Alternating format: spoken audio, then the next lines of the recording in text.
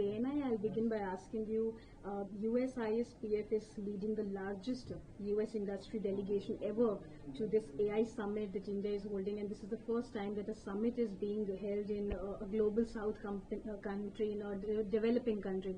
How do you look at that, sir? Well, I think you have to understand from a strategic partnership perspective between US and India, this event is very important. Because when you look at some of the leaders in AI in the US are Indian Americans. And to be able to bring in 100 plus global leaders from US into India, that sends a very strong message that India is very critical to US companies and also from an AI perspective. India has taken a very strong lead in trying to make AI more affordable, scalable, and accessible to a citizen. And it has one of the largest structured database to leverage that. So in every aspect, India is going to play a very pivotal role in AI on a global basis. And so what lessons can other emerging economies learn from the India-US AI collaboration model which is being presented here? Well, there's a lot to learn. I think it's also early stage. What we are seeing is basically infrastructure being set up. And what India has done is by having Aadhaar card, by having basically payment systems, it has set up a very strong infrastructure so you can basically leverage AI on a broader basis, on a scalable basis.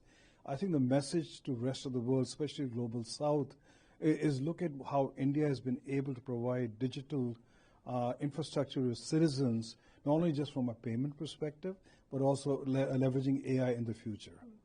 And how can USISPF help shape global AI governance standards, especially in areas of trusted AI and responsible deployment while balancing innovation and safety? Well, one of the reasons we have launched a task force led by our chairman, John Chambers, is work collaboratively with business leaders, with the government, with non-for-profit, to come with a model so you're able to present that across between not only between the two countries, but the rest of the world, that a responsible AI is good for everybody.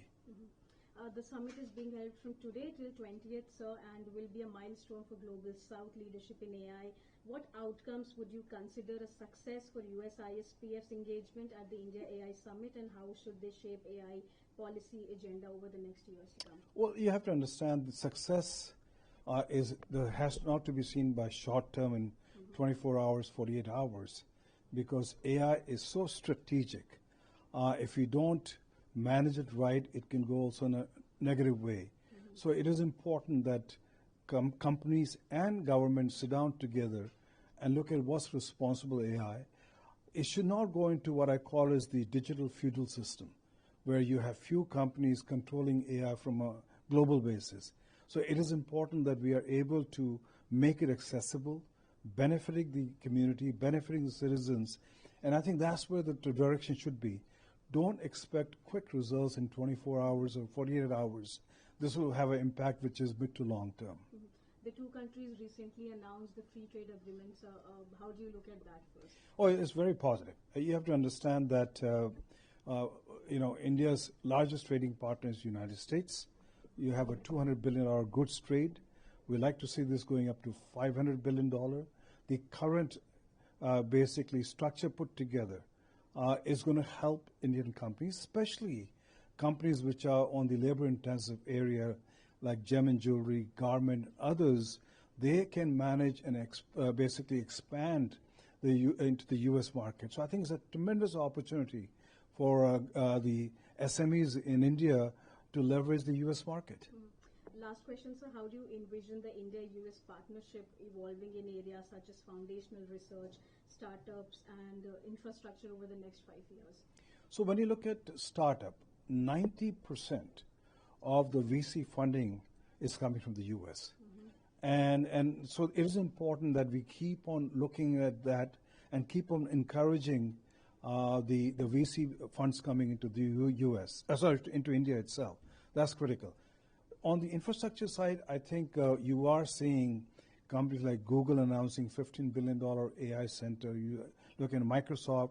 And we have other companies looking at setting up large infrastructure data centers in India to leverage not only just domestic market, but to go after the broader market.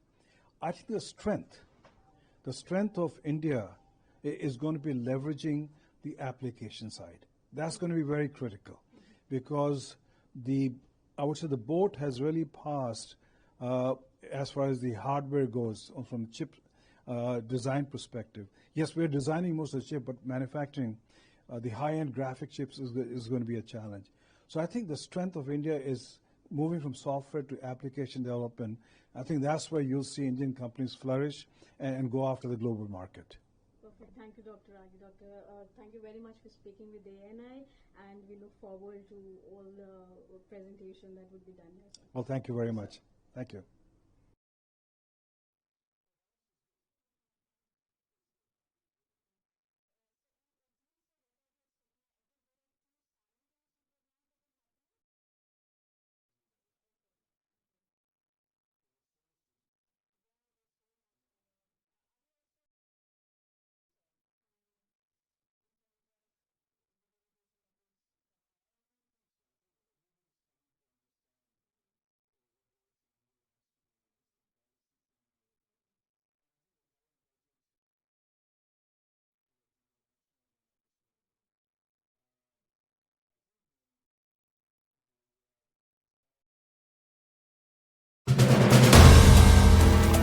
If you like the video, do like, comment, share and subscribe.